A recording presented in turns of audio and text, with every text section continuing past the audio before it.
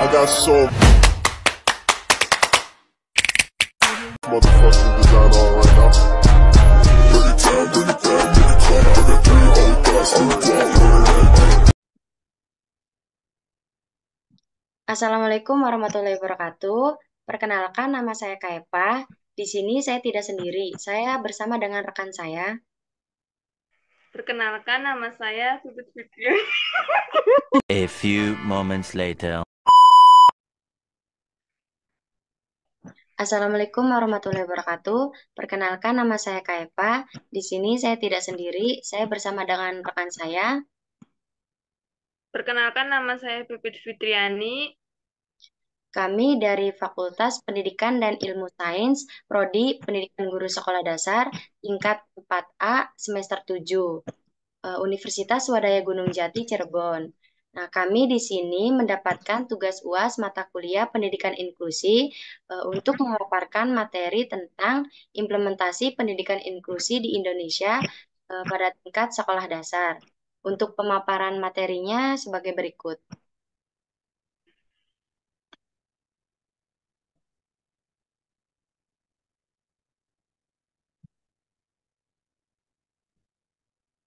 Untuk Pipit Fitriani dipersilahkan.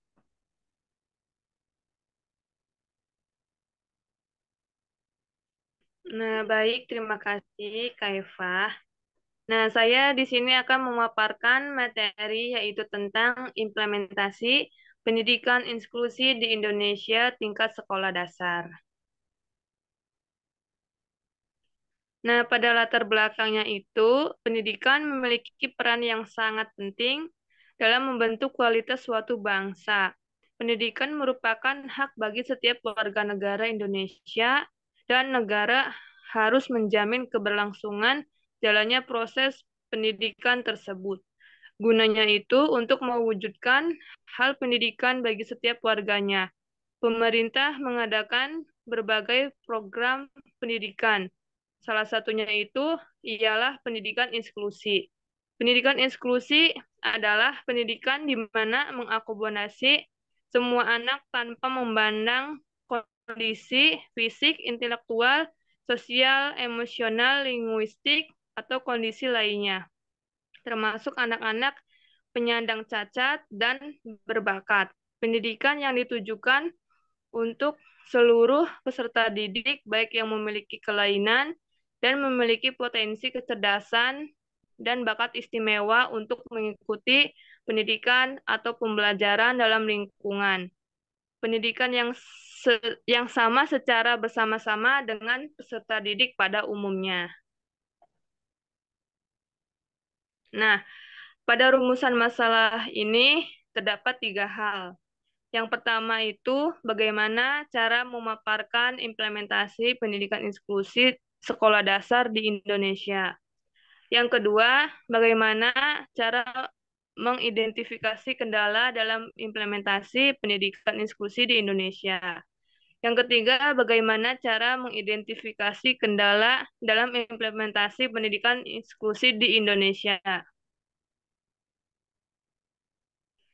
Adapun tujuannya, yaitu yang pertama, menjelaskan pengertian pendidikan inklusi. Yang kedua, menjelaskan implementasi pendidikan inklusi sekolah dasar di Indonesia. Yang ketiga, memaparkan identifikasi kendala dalam implementasi pendidikan inklusi di Indonesia. Nah, pembahasannya itu ada konsep pendidikan inklusi. Inklusif diambil dari kata bahasa Inggris, to include, atau inklusi, atau inklusif, yang artinya menyertakan.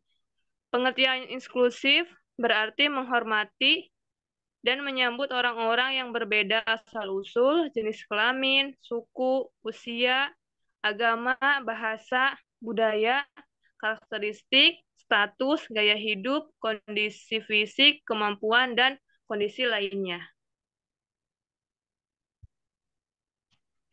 Selanjutnya ada implementasi pendidikan inklusi sekolah dasar di Indonesia. Keberhasilan pelaksanaan pendidikan inklusi dipengaruhi pada beberapa faktor, yaitu faktor budaya, politik, dan sumber daya manusia. Hingga kini, sekolah inklusi masih menjalankan perbaikan di beberapa bidang. Pelaksanaan sekolah inklusi tidak sesederhana pelaksanaan sekolah umum, karena pelaksanaan sekolah inklusi membutuhkan fleksibilitas kurikulum, tenaga pendidik yang profesional, biasa disebut guru pembimbing khusus, lingkungan dan penyelenggara sekolah, sarana dan prasarana pendidikan, dan evaluasi pembelajaran. Untuk itu diperlukan pendidik yang mempunyai kompetensi sebanding dengan pendidik SLB untuk menjadi pendidik pendamping atau sebagai pendidik tamu untuk mendampingi anak berkebutuhan khusus. Peserta didik dalam sekolah inklusi dapat dikelompokkan yaitu pendidikan khusus bagi anak berkebutuhan khusus tanpa disertai hambatan kognitif dan intelektual. Pendidikan khusus bagi anak berkebutuhan khusus disertai hambatan kognitif dan intelektual. Di sini ada model-model dalam sekolah inklusi disesuaikan dengan tingkat kebutuhan peserta didik, baik yang normal maupun disabel atau ABK. Yang pertama ada model kelas reguler atau inklusi penuh, yang kedua model cluster, yang ketiga model pull out, yang keempat model cluster pull out, yang kelima model kelas khusus, dan yang terakhir yang keenam model khusus penuh.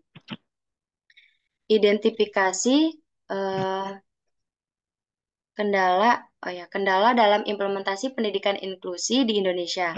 Nah, berbagai kendala yang dihadapi sekarang dalam upaya penerapan program pendidikan inklusi melalui observasi peneliti berhasil mengidentifikasi berbagai kendala yang dihadapi di sekolah dasar di Indonesia ini dalam menyelenggarakan program pendidikan inklusi seperti lingkungan sekolah masih belum ramah difabel, tidak adanya sarana dan prasarana yang mendukung penyelenggaraan sekolah inklusi, pendidik dan tenaga pendidikan yang masih terbatas pemahamannya dalam penerapan program pendidikan inklusi, media dan alat pembelajaran yang sangat terbatas, terutama media untuk anak berkebutuhan khusus, bisa dibilang tidak ada media dan alat pembelajaran khusus untuk anak inklusi, belum terbentuknya jaringan atau kemitraan dengan pihak yang lebih profesional dalam pendidikan inklusi. Dalam hal ini bisa psikolog, SLB, atau pihak-pihak yang lebih ahli dalam bidang pendidikan inklusi, dan kurangnya perhatian dinas dan pemerintah terkait dalam upaya penerapan program pendidikan inklusi. Kesimpulannya, anak berkebutuhan khusus adalah anak yang mengalami gangguan yang signifikan, baik aspek psikis, sosial, emosional, dan indrawi yang menghambat proses pertumbuhan dan perkembangan anak tersebut, sehingga membutuhkan layanan pendidikan khusus untuk mengembangkan potensi kemanusiaan mereka.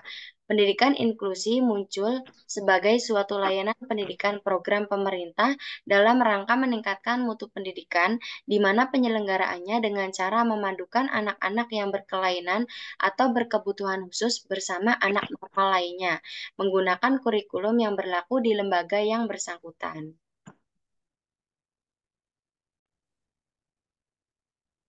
Baik, mungkin cukup sekian presentasi dari kami, kurang lebihnya mohon maaf. Wassalamualaikum warahmatullahi wabarakatuh.